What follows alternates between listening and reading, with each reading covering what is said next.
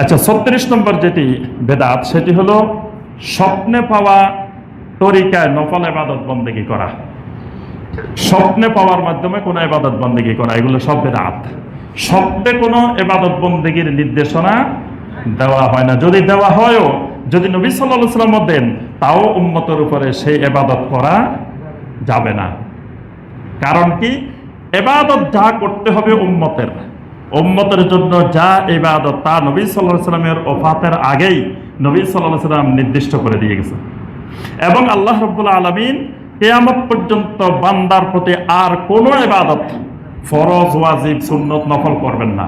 নবী সাল্লাল্লাহু আলাইহি ওয়াসাল্লাম যেই ইবাদতগুলো যেভাবে শিখিয়ে গেছেন, এগুলোই কিয়ামত পর্যন্ত উম্মতের জন্য ইবাদত।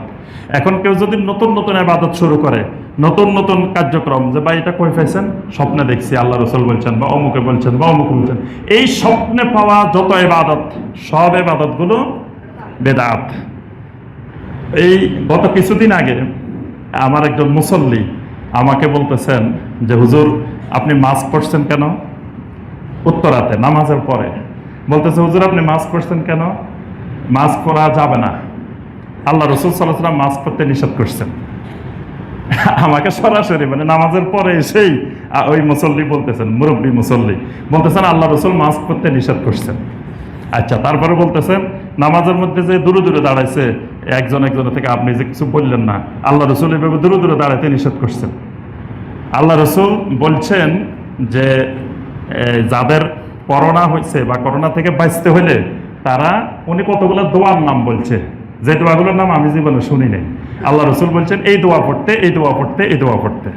আচ্ছা, আমি যখন ওনার কথা শেষ হচ্ছে, আমি বললাম যে আচ্ছা ভাই, এই যে আল্লাহ রাসূল মাস্ক পরতে নিষেধ করছে, আল্লাহ রাসূল নিষেধ করছে, যে নবী সাল্লাল্লাহু আলাইহি ওয়াসাল্লাম এগুলো নিষেধ করছে, তো এই হাদিসটা একটু বলেন কোথায় আছে, আমি একটু পড়াশোনা করতে হবে, আমার ইলম কালাম কম, তো একটু জানাশোনা দরকার, একটু হাদিসটা বলেন। এগুলো তো হাদিসে নাই। তা আমি কথা হাদিসে নাই, আপনি আল্লাহ রাসূল বলছেন, এটা পাইলেন কেমনে? আল্লাহ রাসূল কি সব হাদিসে বলে নাকি? আল্লাহ রাসূল স্বপ্নে বলছে আমাকে।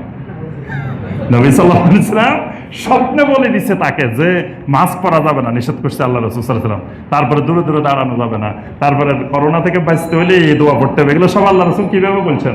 স্বপ্ন যোগে বলছেন। তাহলে এই জাতীয় স্বপ্নের শত শত ইবাদত আছে আমাদের দেশে।